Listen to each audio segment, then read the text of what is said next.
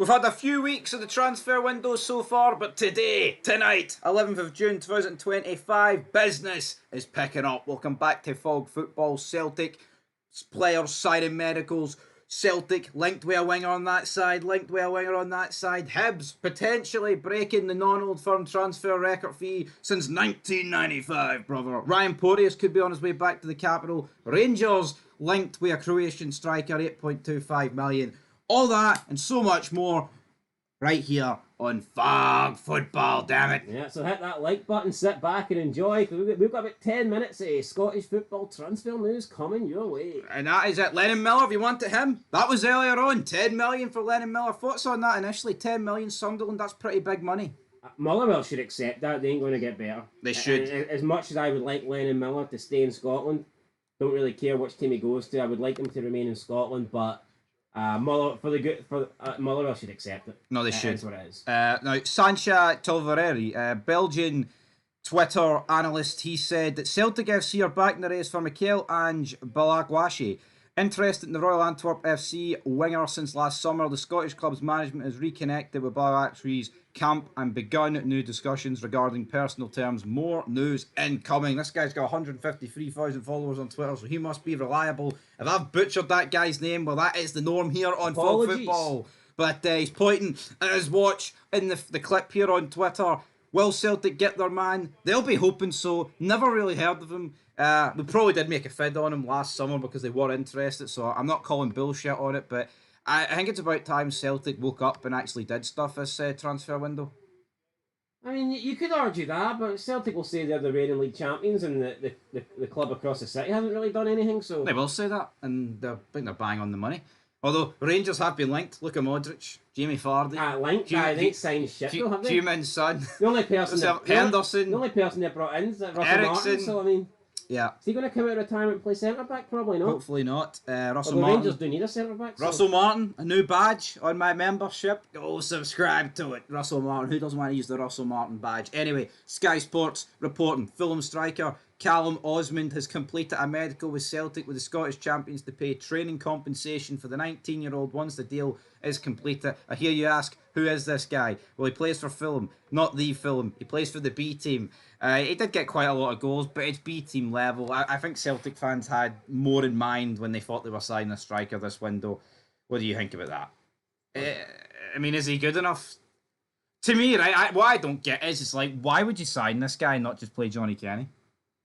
Again, maybe this guy's just getting picked for the youth team and they think, right, we can build him up a wee bit, but we'll have to wait and see. But he does have quite a lot of goals for the Premier League B League. But again, it's the Premier League B League. I mean, it's not... But then, if he had it in the Premier League, he wouldn't be signing for Celtic. That is pretty much as simple as that. Anderlecht, though, they have rejected an initial approach from Celtic for Ecuador winger Nielsen Angualo. So another Celtic approach has been rejected, but medicals being accepted, bids being rejected, a lot happening. There's stuff happening at Celtic, which is good to see because there was nothing happening really up till yesterday. Yep, and now they've reopened talks over a potential deal for Sarpsborg winger Sondre Orashter, with the Norwegian club holding it for a fee of around 7 million for the 21-year-old who was a January target for Rodgers' side in, well, obviously the winter transfer window. That's according to Sky Sports as well. It's no legit till Sky Sports cover it, but I remember making a few fids on this guy. He had decent stats. I mean, don't really understand why they didn't just get him in January, but anyway, a couple of months later they appear to be getting him. But I mean, you've got a 21-year-old winger, 21-year-old winger again, you've got a 19-year-old striker, and then the other guy they're linked with, I believe, is 20. So young talent for Celtic. 19, 20, 21, 21. That's the thing. That's the direction you want to go in, isn't it? Players that you can bring in, they can have success for a couple of seasons, and you can sell them on for big money. Absolutely. Now, the Herald is reporting that Hibs are preparing to make an offer for former defender Ryan Porteous, with the 26-year-old facing an uncertain future at Watford. Right, so...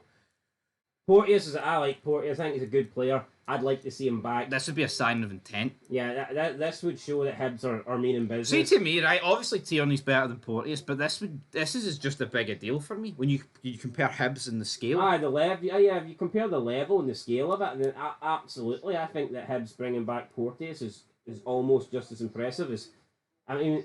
And a lot of less time's passed. Yeah, and I mean, you could argue that Porteous is just as good as he was when he left Hibs. Yep. Whereas, maybe Tierney is.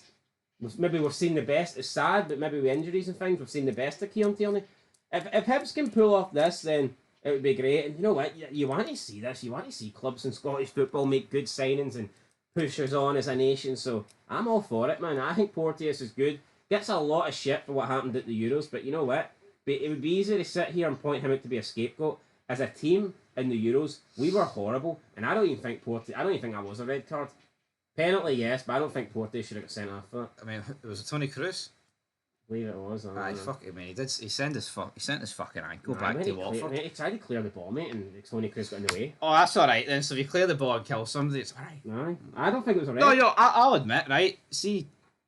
Follow through, man. You can't help it. See. How many? Oh, so you tell me this season Scottish football, you've never seen any like follow throughs or whatever, and someone just gets in the way and you don't they get sent off. See football. Going, that's a disgrace. See my view of football. This wouldn't be a red, but see today. Oh, but it was you would get sent off for this in 1985 for football. Well, you know what? Fuck it. Would you have? Maybe. It was fucking hard to get sent off in 1985. You're punching people and they still kept you on the pitch. So I mean, I'm not convinced that's true, but. Anyway, right, regardless of broken ankles in 1985, Ryan Porteous would be a good signing. But Rangers could be priced out of a move for Croatian striker Matija Friggin, with Hamburg willing to pay the Belgian club Westerlo $8.5 million for the 22-year-old. Rangers, 20 million transfer budget, allegedly. Raskin potentially going for 25 million.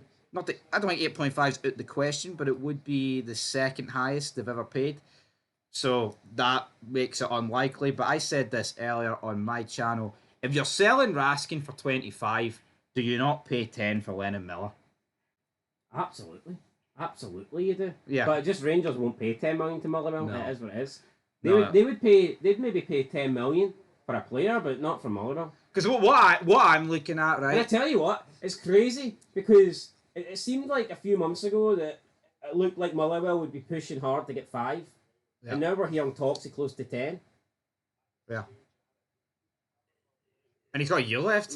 Yeah, his value is skyrocketed. Put it this way, Raskin won't last much longer at Rangers, whether it's this window, the next or next summer, right? He'll be away. You're getting a guy who, in my opinion, is every bit just as good as Nico Raskin. And he's going to get better. Not saying, right, that Nico Raskin won't end his career with a better career than Lennon Miller, even though I think he will struggle because Lennon Miller, the future is bright. But for me, Rangers, just go and get the guy. You've got a guy that's 6 years younger than Raskin, right?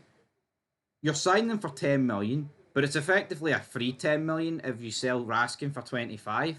And it would be a sign of intent, man. Rangers going out, getting a guy that could literally be captain for fucking 15 years at the centre of that midfield. Wouldn't it, though? Yep, definitely. And for whatever reason, it gets laughed at. But it's an investment. Yeah. See, unless something horrible happens to Lennon Miller, you're going to make that money on him because, yeah, like Sunderland or whatever might only be offering 10, but if Lennon Miller plays for one of the old firm, in a couple of years, if he's playing well and he's playing in big European games and he's got trophies to his name, Lennon Miller should, at this point, I think, go down as the highest transfer fee ever received for a Scottish player. But for that to happen, he needs to move to Celtic or Rangers because it's not going to happen for Motherwell. No, it's not. Although, I'll be shocked if Motherwell get 10 million. I don't even think they'll get that much. Put it this way. I think Motherwell, I think about 5-6 is about the top. So see if Lennon Miller signs a 5-year deal with Rangers or Celtic, plays Champions League football, European football, wins trophies, wins leagues, right? And continues on the trajectory that he is. If Matt O'Reilly made about 30, there's no reason why this guy at 20 or 21 can't make over 40. And you may be like, well, you're taking the piss. Why? Why can't he make over 40?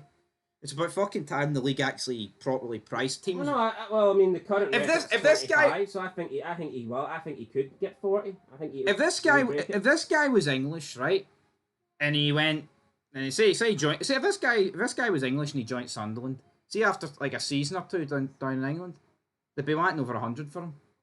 Absolutely, they'll get the money. Look at the fucking state. I mean, you hear like Chelsea sign. I mean, not even just England, but you hear Chelsea signing people for like League One.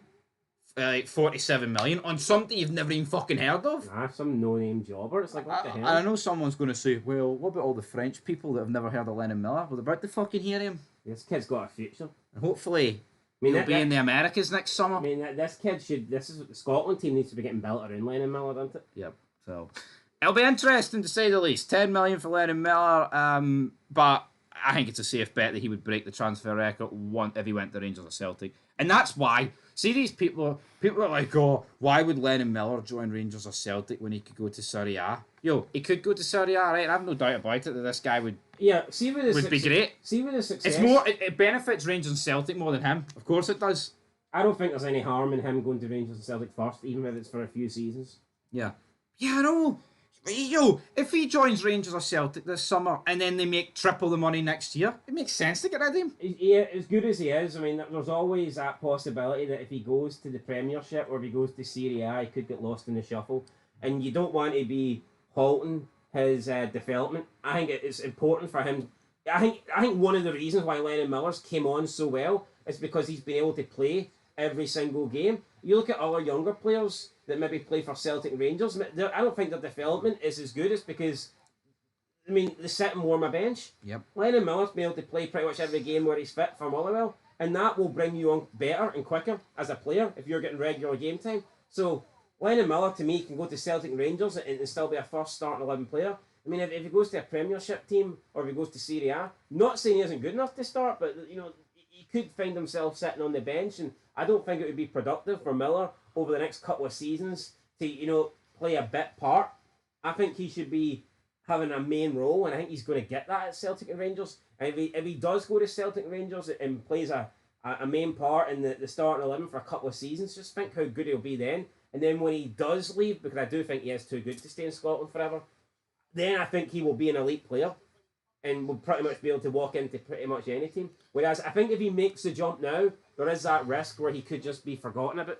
Absolutely. Anyway, that's it for the recap. A lot of money being flung about, but nothing official. But if it is Fling some our way. Aye, fling some our way. We'll make it official. I'll tell you what you want to hear. Anyway, till then, peace.